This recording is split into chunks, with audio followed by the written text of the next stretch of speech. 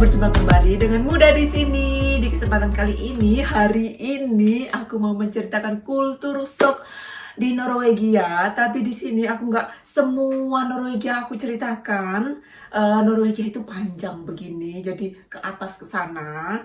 Dan di pojokan yang paling ujung atas sana itu berdampingan gimana sih ya? Gini-gini, ini Norwegia dan di sini Rusia gitu. Jadi di atas sana dan aku tinggalnya di bawah sini. Di sini itu kultur shock di Norwegia itu yang aku maksud itu pengalamanku pribadi, orang-orang yang aku temui, yang aku kenal dan yang tempat-tempat yang aku pernah datangi. Sekarang kita langsung saja kita bahas 7 kultur shock sesuai dengan judul juga di thumbnailnya. Awal mula aku ikut suami itu mau belanja itu nggak ada pasar dan aku suka banget sama pasar basah itu aku suka banget karena bahan-bahan sayuran, ikan, banyak ikan gratis.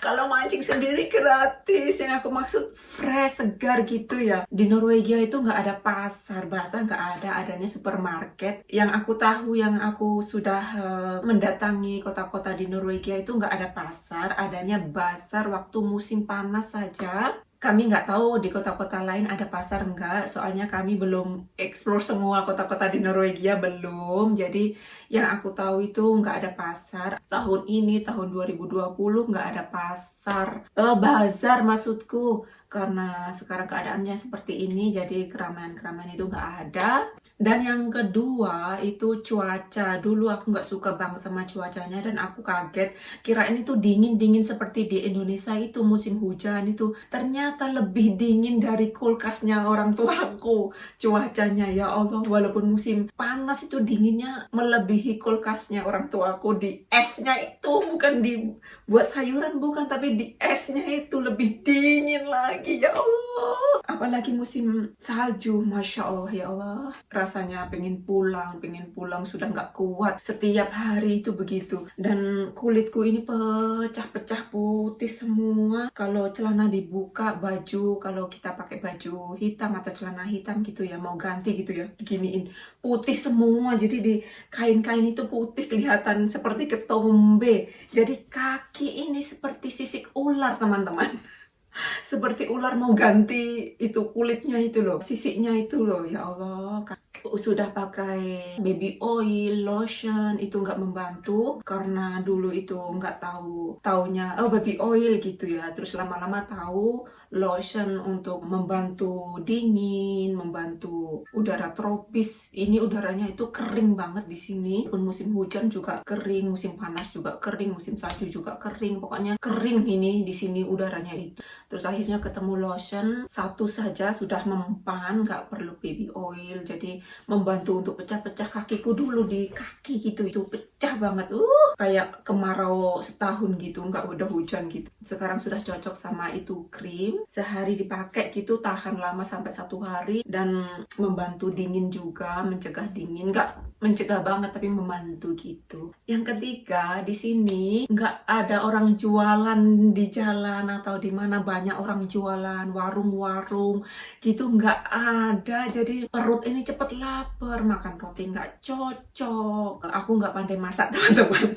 Makan nasi sama sayur yang aku bisa masak, simpel-simpel saja. Aku nggak bisa masak yang Indonesia banget gitu, aku nggak bisa masak. Jadi mau ke warung nggak ada orang jualan, jualannya ada sushi, mie goreng di toko Asia itu seperti itu yang jualan orang Thailand, dan pizza, burger seperti itu. Jadi kangen banget sama Indonesia. Kita kan kalau di Indonesia kita keluar gitu saja sudah ada orang jualan bakso, mie ayam, pecel lele, alah sembarang ada di Indonesia kan ya, ada minuman.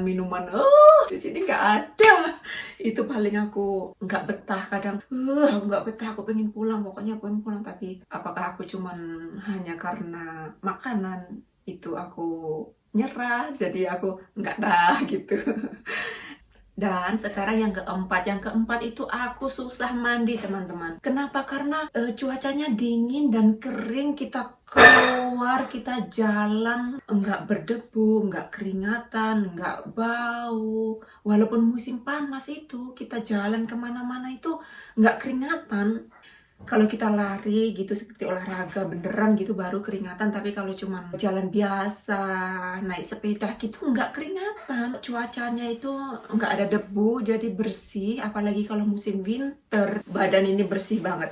Jadi maksud aku bersih banget itu nggak bau, nggak keringatan, nggak kena debu gitu. Jadi mau mandi itu susah banget. Dan di Norwegia itu semua rata-rata rumah ada penghangatnya, air semua sudah ada angetnya, kamar mandi airnya sudah anget, di lantai juga sudah ada angetnya kabelnya. Nah ini yang bawah ini sama yang atas buat lampu, yang tengah-tengah ini penghangat lantai teman-teman, lantai kamar mandi. Sekarang musim gugur, dan musim gugur sama musim salju kita taruh 8. Kalau musim panas kita taruh 5. Musim panas di Norwegia itu dingin banget kalau mandi. Airnya itu dingin banget. Jadi kita taruh 5. Tapi kalau kita pergi, walaupun itu musim panas, musim salju, musim winter, musim gugur, kalau kita pergi, kita matiin. Maksudku pergi itu nginep gitu, nggak pulang beberapa hari gitu. Jadi kita matiin begitu. Dan sekarang musim gugur kita taruh 8. Jadi ini nih untuk lantai kamar mandi di sini. Jadi kamar mandinya itu anget begitu, dan di sana juga ada itu rada rambutku. Aku habis mandi teman-teman begitu. Jadi kalau di Indonesia itu kipas ya, tapi di sini kipas anget. Setelah mandi, walaupun airnya anget, lantainya anget, itu setengah mandi, dinginnya banget. Aku mandinya 2 hari sekali sama anakku kalau musim hujan. Hujan salju, musim salju.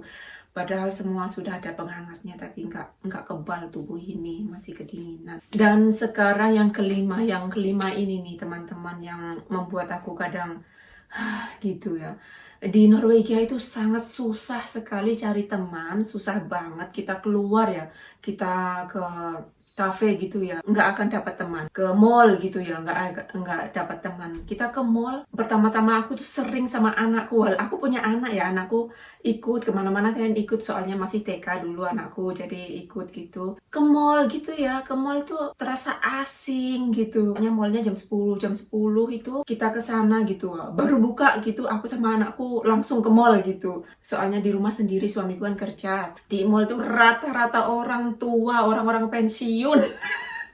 Dan rata-rata orang tua bawa anak bayi gitu. Kalau di Norwegia kan orang tua punya bayi umur bulanan gitu kan nggak kerja, jadi mereka keluar gitu. Kalau di mall Indonesia kan semua umur ada, rata-rata malah muda-muda gitu kan. Di sini malah orang tua-tua di kotaku tinggal itu. Nanti kalau sudah kita dapat temen gitu, temennya itu forever teman-teman. Dan di sini memang kulturnya seperti itu di Norwegia, susah cari temen.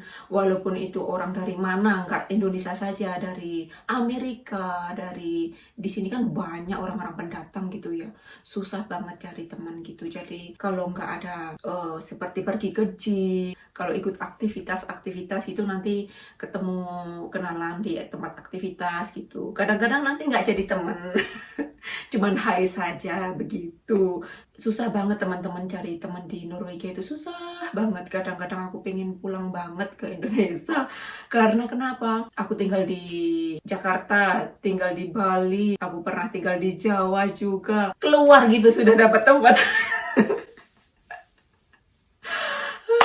Indonesia memang tempat yang paling bahagia, tempat yang paling best. Apa-apa ada, orangnya ramah-ramah, baik-baik. Sekarang ke yang keenam. Yang keenam ini bikin geram. Kenapa bikin geram? Kalau suami libur kerja gitu, kita keluar bawa anak ke tempat mainan, ke mall, ke pasar. Kalau ada pasar gitu, ke kota sebelah, ke kotanya Norwegia, ibu kotanya Norwegia gitu, biar anak banyak pengetahuan gitu ya di negara baru. Dan sudah di sana suamiku itu ngajak anakku ke semua tempat mainan, semua dibeli gitu ya. Jadi aku itu nggak tahan, ini emosiku ini aku tahan nggak apa-apa gitu ya.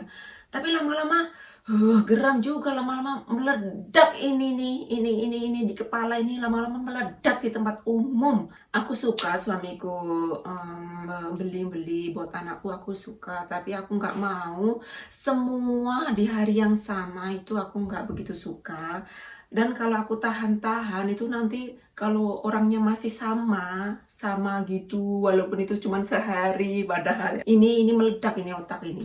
Terus akhirnya di situ aku bilang nggak usah semua, apa-apa main sekarang hari ini gitu. Kan nanti kan bisa. Jadi dan suamiku bilang nanti juga bisa lagi main lagi. Aku itu kalau punya sudah begini gitu, oh bolehlah kesini tapi jangan banyak-banyak gitu ya. Jadi suamiku itu kaget sama aku waktu pertama kali aku begitu ngomong, aku keras. Terus aku marah-marah di tempat umum itu, di tempat mainan aku marah. Aku nggak mau, aku mau pulang saja kalau kamu mau begitu, mau merusak anakku.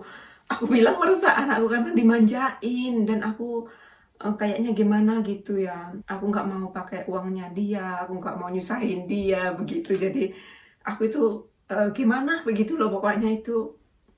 Kan besok-besok bisa gitu. Jadi di situ bertengkar, anakku di mana, aku masih TK, diam saja.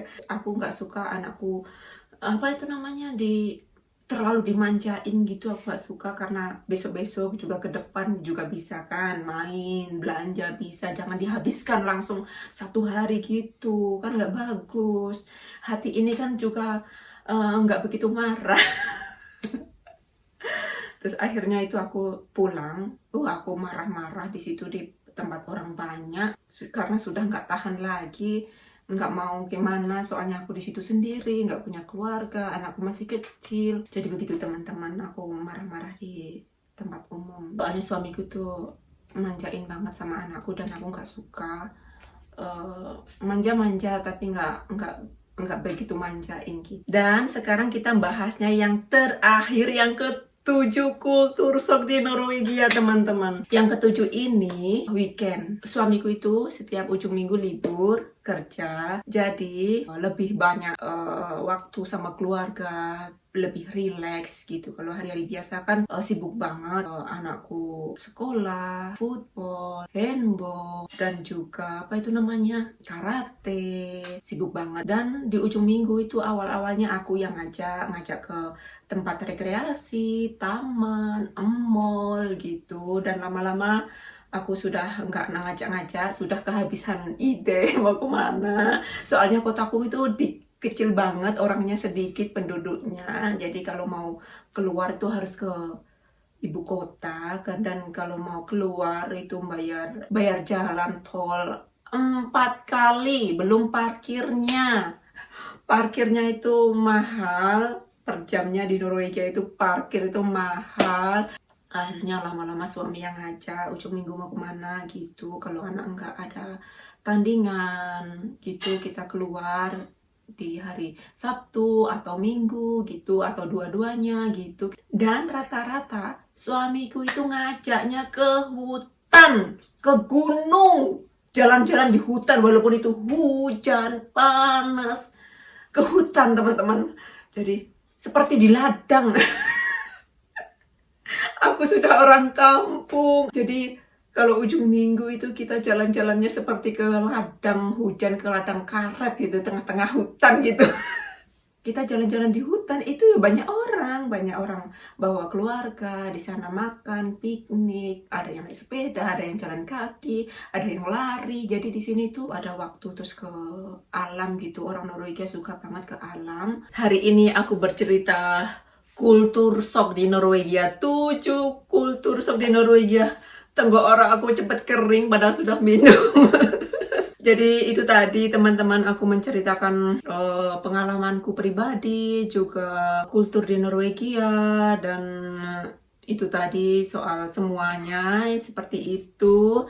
Semoga bermanfaat, semoga teman-teman semua terhibur menonton video-video aku, dan semoga kalian semua selalu bahagia di sana bersama orang-orang tercinta, murah rezeki, panjang umur, amin ya Allah. Dan semoga hari ini, videoku hari ini bisa apa itu namanya, menambah pengetahuan teman-teman yang belum tahu gimana di sini kulturnya, terutama udara, cuaca gitu kan. Kalau di Indonesia kan cuacanya panas dan nggak kering. Dan terima kasih buat teman-teman sudah berteman sama Muda di sini. Kita jumpa kembali di video selanjutnya. Have nice day buat teman-teman semua. See you. Aku mau minum.